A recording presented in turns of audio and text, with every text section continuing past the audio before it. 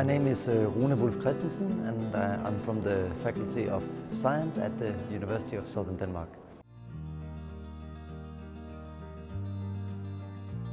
If you want to apply for a program in Denmark, it's all done online. So, all the Danish universities, we have 8 universities in Denmark, share the same application portal. So once you have registered yourself for the portal, then you can apply for all the universities at the same time. You find the application portal by going to the university's web pages.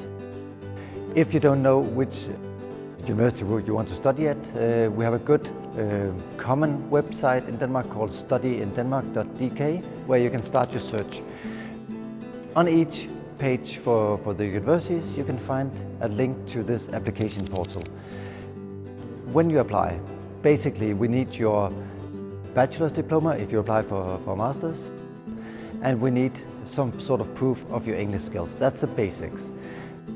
Apart from that, for some programs we might need a motivational letter, we might need your CV or something else. But the basics are your bachelor's diploma and a proof of English skills. Application for bachelor studies is also done online, but it's in a different web page. You can also find the link in this Study in Denmark webpage.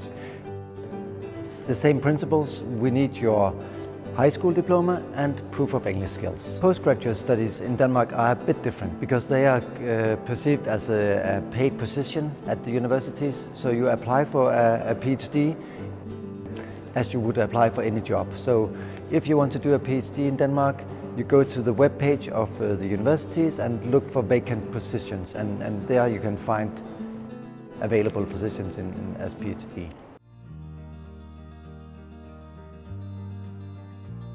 The deadline for applying for a master's is 1st of March, and you will have an answer by the end of June.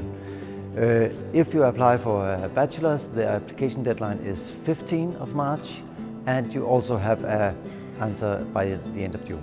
Postgraduates, there's no fixed deadlines. It's as any other job. There's a application deadline for the single position, and then there will be like a selection process afterwards.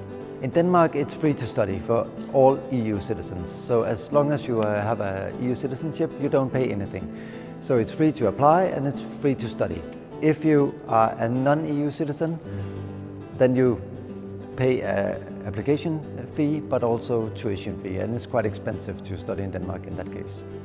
It's different depending on the university. At my university, it will cost you 100 euros to apply.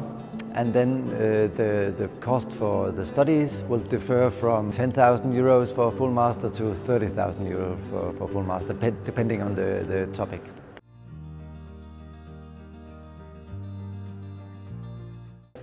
When we have processed the applications, by the end of June, we will give an answer, and the answer can be either an offer of a study place or a rejection.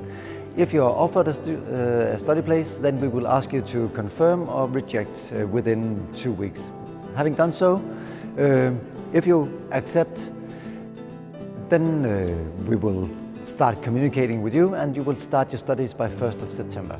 In Denmark, we are fully digital, so digital documents are considered as legal correct as physical documents. So we don't need anything in paper form at all. Everything is done electronically. We also help students apply for visa and get residence permit in Denmark. As an EU citizen, it's quite uncomplicated. If you're a non-EU citizen, it takes longer, but usually if you are admitted to a program, it's not a problem. But we will assist you to apply.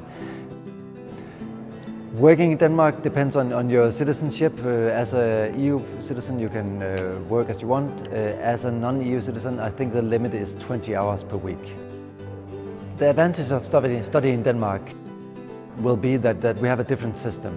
So, we have a culture where we have very few hierarchies, meaning also in the educational system, there's not a big difference between professors and students. In Denmark, it's normal to call you professor by first name. Anything else would be very strange.